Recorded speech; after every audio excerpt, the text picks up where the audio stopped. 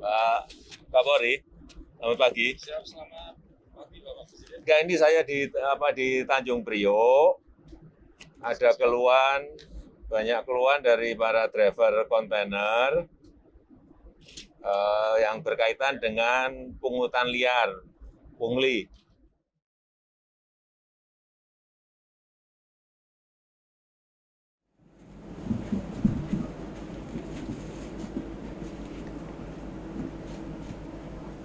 Baiklah. Assalamualaikum warahmatullahi wabarakatuh.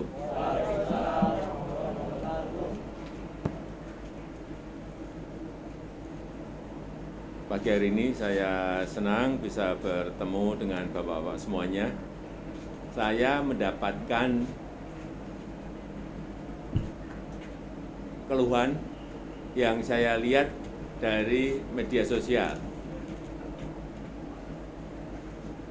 Terutama driver banyak yang mengeluh karena urusan bongkar muat.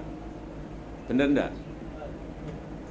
Tolong nanti diceritakan problemnya apa sehingga kita bisa memberikan jalan keluar.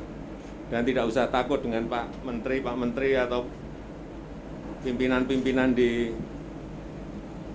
pelabuhan di sini. Disampaikan apa adanya, kalau bisa dicarikan jalan keluar akan saya carikan secepat-cepatnya.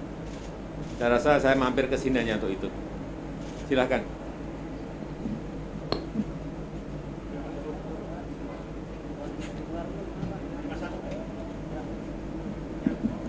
Karena saya tidak mau, tadi sudah dijelaskan mengenai dwelling time sudah turun. Kemudian yang kita inginkan juga kecepatan bongkar dan muat. Antriannya jelas, tidak ada pungutan. Sehingga driver mestinya merasa nyaman semuanya. Jangan sampai ada yang mengeluh karena banyaknya pungutan, itu yang mau saya kejar kalau ada. Ya, silakan, silakan. Cek. Mohon izin, Pak. Assalamualaikum warahmatullahi wabarakatuh. Selamat siang Pak Presiden dan seluruh, saya nggak bisa sebutkan untuk mempersingkat waktu mungkin ya. Nah, perkenalkan saya Agung, saya supir kontainer memang, dan sudah 1 tahun ini memang sudah tidak nyopir karena situasi pandemi kemarin saya jadi korban. Jadi begitu kebijakan lockdown yang pertama itu, transportasi tidak jalankan gitu ya Pak ya, untuk bis, terus kemudian kereta, pesawat itu tidak ada. Waktu itu saya pulang kampung, begitu tidak ada transportasi, saya tidak bisa balik ke Jakarta, akhirnya sampai tertahan 2 bulan. Nah begitu saya balik lagi, kendaraan yang saya bawa sudah dibawa oleh supir lain gitu, dan sampai sekarang saya belum bekerja gitu. Nah, saat ini saya lagi mencari pekerjaan juga gitu. Nah, tetapi posisi di kami, di kawan-kawan supir, saya sedikit mau cerita dulu tentang aktivitas mungkin ya Pak. Nanti berhubungan dengan persoalan yang ada di pelabuhan gitu. Jadi kalau bicara tentang masalah di pengemudi, itu sekitar sebelum ada pelabuhan yang baru ya, saya kira-kira sekitar 4 tahunan mungkin ya Pak ya, yang NPCT-1 yang baru. Kalau Pak Jokowi tadi menyinggung tentang adanya yang viral-viral itu kan memang ada di NPCT-1 gitu. Nah, dulu pada saat pembangunan tol dari Priok, tol layang ya Pak, dari Priok ke Cakung gitu, yang akses ke Cikampek gitu. Nah itu berbarengan dengan pembangunan terminal yang baru yaitu NPCT-1. Nah dulu situasinya sangat luar biasa untuk kemacetannya karena di jalan itu aksesnya tol pada saat pembangunan itu ada jalur kecil yang itu menjadi menyempit gitu, dan itu hampir tiap hari itu dalam proses pembangunan tol dan proses pembangunan operasionalnya NPCT-1 yang baru, yang mungkin ya perusahaan baru berjalan dan pekerjanya juga baru gitu kan. Jadi menambah juga deretan kemacetan gitu kan, pelayanannya mungkin masih belum seperti perusahaan yang sebelumnya berjalan begitu. Nah, ketika terjadi kemacetan itu yang akibat dari proses bongkar muat di pelabuhan, kami juga mengalami tentang tindakan kriminalitas, Pak, gitu ketika macet gitu. Nah, banyak sekali kawan-kawan tuh hampir tiap hari sampai hari ini pun juga mengalami tentang tindakan kriminalitas gitu. Ya, pada saat macet gitu, kawan-kawan ini diambillah barangnya. Kalau di Tanjung Priok ini sebutnya asmoro, Pak. Yang dia ketika macet itu ngambil barang dari kendaraan gitu secara diam-diam. Kemudian ada juga yang kalau dia terorganisir gitu preman-premannya di setiap daerah-daerah rawan gitu, dia naik ke atas mobil, Pak. Ini kan kontainer kan? Iya, kontainer Kan betul. nggak bisa dibuka. Barangnya ngambilnya dari mana? Barang kendaraan, Pak, maksud saya. Oh, barang kendaraan. Kendaraannya. Kan dia ada ban setip, kadang aki, kadang juga handphone. Kalau dia berani naik ke mobil itu ditodong kita, Pak. Ditodong, kemudian diminta barang-barang kita, handphone, dompet, segala macam, uang jalan habis gitu. Nah, yang sering terjadi itu kawan-kawan dari luar kota gitu. Nah, tetapi yang dari ekspor impor yang teman-teman yang bawa kontainer itu sebelum ini sekarang kami sudah ada ya wadah untuk penyambung silaturahminya, Pak. Kalau dulu itu kan sebelum kita ada wadahnya, teman-teman supir itu membangun suatu kayak komunitas begitu. Nah, itu dulu sesama supir kontainer aja itu saling musuhan, Pak. Tidak ada rasa kebersamaan gitu. Begitu keadaan macet, ada di depannya itu ada yang dinaikin mobilnya naik ke atas mobil gitu, bawa celurit apa nodong gitu. Itu nggak ada yang berani nolong, Pak. Padahal itu depan, belakang, samping, kanan itu kan kendaraan semua dan itu orang semua gitu. Itu sangat memprihatinkan dulu. Karena dia takut kalau posisinya nanti dia membantu, preman-preman itu akan nyerang balik begitu ke dirinya. Maka dia lebih memilih tutup kaca. Nah, itu memperhatikan sekali gitu kan. Nah, waktu itu kalau keadaan kayak gitu kita diamkan, nah ini kapan bisa kita selesaikan bareng-bareng gitu. Sekarang masih ada enggak itu? Masih, itu, Pak. Tadi kan ngomongnya dulu. Sekarang masih? Masih, Pak. Masih? Ya. Tapi tidak seperti dulu, sekarang agak terminimalisir, Pak. Kalau sekarang kan kawan-kawan ini sudah saling kenal nih. Kayak saya misalkan sama Bang Hakim ini kan beda daerah. Biasanya kan kawan-kawan supir yang di sini itu kan merantaunya itu kan satu kampung nih, misalkan dari Jawa gitu. Ngikut ngernet begitu. Nah, nanti sudah bisa nyupir bekerja diangkat oleh bosnya begitu kan.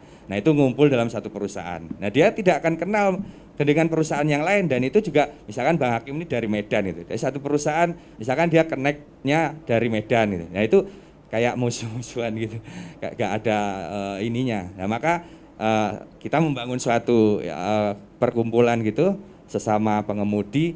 Ketika kami sudah saling kenal, saya kenal sama Bang Hakim gitu. Ketika ada yang di premanisme gitu, ya ayo kita tolong bareng-bareng. Kalau ini, Pak, saya tanya masalah yang berkaitan dengan tadi yang saya sampaikan, pungutan. Ini ada yang menyampaikan pungutan di Fortune, di NPCT One, di Depo Dwipa. Benar enggak? Benar, Pak. Jadi makanya ini kan saya mau itu pungutan apa itu? Saya mau urai rangkaikan semua gitu. Tapi kalau ada ya kawan-kawan yang menyampaikan, Bang Hakim, monggo. Bismillahirrahmanirrahim. Assalamualaikum warahmatullahi wabarakatuh. Perkenalkan nama saya Bapak, nama saya adalah Abdul Hakim Sitompul, panggilan sehari-hari Hakim, Pak. Tadi mengenai kata Bapak masalah di depo ya Pak ya, masalah pungli. Itu benar sekali Pak.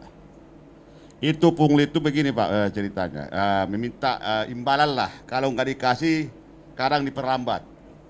Itu jabatan tadi benar itu kayak Fortune, Dwi Pak, terus MBP, hampir semua depo rata-rata. Itu Pak. Yang sekarang itu saya perhatikan itu yang agak bersih, cuma namanya depo Senkon sama depo Purinar agak bersih dikit. Lainnya hampir rata-rata ada pungli Pak.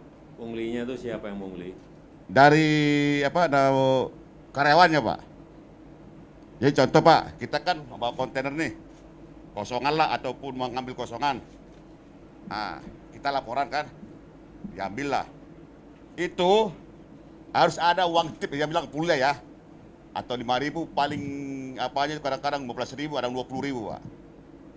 Itu kalau nggak dikasih, masih dikerjakan, cuma diperlambat. Alasannya dulu yang ada duitnya, kata kasarnya begitu lah. Cuma mereka itu nggak mau ngomong Pak. Jadi begitu punglinya Pak di dalam depo itu Pak. Nah termasuk tadi saya jelaskan lagi masalah premanisme. Itu premanisme itu begini saudara, kayak macam kemarin depo macet. Itulah terjadi namanya premanisme itu. Kalau mungkin lancar, ini mungkin tidak ada Pak. Jadi ini kendala kita ini di kemacetan aslinya Pak. Suatu seperti contoh kemarin mungkin Bapak dengar udah di RPCTWA kan, kemacetan udah viral kan. Itu pada saat itu namanya premanisme itu auzubillah min dzalik. Sampai itu kalau nggak salah hari itu ada yang kena todong kalau nggak salah. Pada saat itu pas ngantri macet itu Pak di jalan raya di depan mulai dari pos 8 namanya sini, pos 9 sampai ke Pasus sampai ke sono. Mulai arah dari utara ataupun dari Cakung macet lagi. Nah, disitulah kejadian itu namanya premanisme itu Pak. Jadi kami mohon kepada Bapak Presiden, bagaimana solusinya nih ke depannya kami. Karena kami Pak sakit hati sebenarnya Pak, sebenarnya kalau dibilang sakit hati Pak. Sakit hati begitu. Tidak ada kenyamanan untuk supir kami, supir khususnya pengemudi di Tanjung Priuk. Kita jangan ini dalam Priuk aja ataupun dalam Jakarta, belum lagi luar kota. Luar kota hampir sama semua pungli itu tuh banyak Pak. Premanisme banyak. Mungkin Bapak udah tahu kali di Bastos. Mungkin Bapak belum bisa tahu lah. Karena kami kan mungkin sama media itu agak ini karena kami sibuk ya kan. Itu Pak kira-kira Pak. Ya. Kurang lebihnya mungkin dari teman-teman ataupun dari kawan-kawan kita mau ngomong lagi nih. Izin Pak Presiden. Terus. Assalamualaikum warahmatullahi wabarakatuh.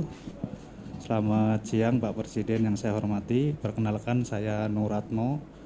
Sekarang bekerja di perusahaan kaki 5 Pak, kontainer. Kaki 5 itu perusahaan yang punya mobil cuma 1-2. Tuh. Nah, hari ini saya lumayan bergembira. Semalam jam 10 malam saya ditelepon sama temen habis narik dari Kerawang. Mo, kamu di mana? Ini habis pulang narik bawa isoteng kimia dari ini. Ini katanya mau Pak ketemu Bapak Presiden. Jadi ini kedua kalinya saya ketemu Bapak Presiden. Yang pertama tahun 2019, waktu itu saya dipanggil ke istana. Waktu itu saya jadi supir awak mobil tangki Pertamina Pak. Mungkin Pak Presiden masih ingat. Nah teman saya bilang, kasus kamu yang di Pertamina udah selesai belum? Belum selesai. Ya udah mumpung sekalian nanti bisa sampaikan ke Pak Presiden bahwa persoalan belum selesai. Jadi persoalan saya yang dulu di Pertamina itu belum selesai, belum dikasih apa-apa, pesangon atau apapun sama sekali belum. Yang kurang lebih 1.000 orang itu. Saya berharap ini, ya berharap banget lah ini bisa ditindaklanjuti secepatnya. Nah, terkait saya ngomongin masalah kemacetan, karena saya dari tahun 97 memang di kontainer, saya masuk Pertamina tahun 2010. Setelah berharap masuk Pertamina itu ada kebaikan lah, ada jenjang yang lebih baik, ternyata juga sama-sama aja di PHK juga nggak dapat pesangon. Jadi terkait kemacetan memang benar tadi Depo Fortune, ini Depo Fortune kalau di kelompok supir ini kategorinya depo laknat. Jadi dicap depo laknat karena memang dampak dari kemacetan Depo Fortune ini memang sangat luar biasa. Jadi bisa mengimbas ke arah Cakung, mengimbas ke arah Pak Kapolri, selamat pagi. Siap, selamat pagi Bapak Presiden. Enggak, ini saya di Tanjung Priok. Ada banyak keluhan dari para driver kontainer yang berkaitan dengan pungutan liar, pungli di Fortune, di NPCT One, kemudian di Depo Dwipa. Pertama itu. Siap. Yang kedua juga kalau pas macet itu banyak driver-driver yang dipalak sama preman-preman. Ini keluhan ini tolong bisa diselesaikan. Itu aja, Siap. Pak Bori. Iya. Sekarang, Ya, terima kasih. Makasih. kami masih dengan Pak Panglima di Jawa Barat. Ya, oke. Nggak apa-apa. Kami Ya, dengan tim itu aja. Terima kasih. Lanjut Pak ya. Ya, jadi dampak dari kemacetan satu tempat itu berdampak memang kemana-mana. Kayak di Depo Fortune itu bisa berdampak ke Cakung, bisa berdampak ke Cilincing. Itu orang bongkar bisa sampai seharian baru selesai. Nah, benar dikatakan dampak dari kemacetan itu akhirnya timbulnya premanisme itu. Nah, kita sudah beberapa kali memang bikin semacam klarifikasi ke depo tersebut karena ini berdampak luar biasa, tapi memang sampai saat ini belum ada perubahan yang konkret. Terus terkait pelayanan yang di pelabuhan, kebetulan memang ini kan situasinya nggak tentu, makanya kemarin ada satu aparat kepolisian yang mengontrol situasi di NP Citiban gara-gara ini viral, ngontrolnya pagi ya pasti lancar. Karena kalau pagi kita itu adanya di pabrik. Kalau jam segini kita biasanya adanya di pabrik, lagi muat atau lagi bongkar. Nah, macet-macet itu biasanya mulai habis maghrib atau habis isya sampai malam. Itu biasanya. Nah, itu di hari-hari tertentu memang nggak semua hari. Biasanya malam Rebo, malam Kamis, Jumat Sabtu itulah. Nah, memang itu dampaknya bisa kemana-mana.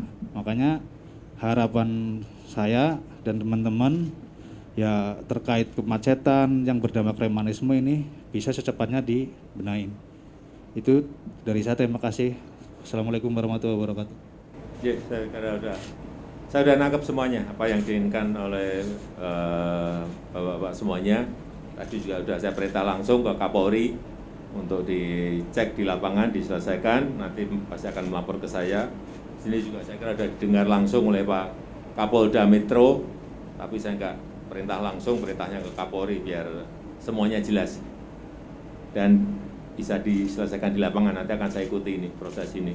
Nah, kalau keluhan-keluhan seperti itu tidak diselesaikan, udah pendapatannya sedikit, masih kena preman, masih kena pungli, itu yang saya baca di ini, di status di media sosial yang saya lihat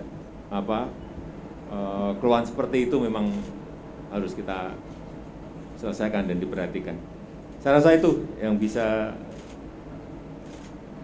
saya sampaikan pada kesempatan yang baik ini. Sekali lagi saya terima kasih atas pertemuan pagi hari ini. Nanti coba prosesnya ini akan saya ikuti. Nanti saya akan cek ke bapak-bapak tadi yang menyampaikan apakah sudah terjadi perbaikan atau belum. Kalau enggak, nanti saya undang lagi di lain waktu. Yeah. Terima kasih, karena saya masih ada acara yang lain. Saya tutup, terima kasih. Assalamualaikum warahmatullahi wabarakatuh.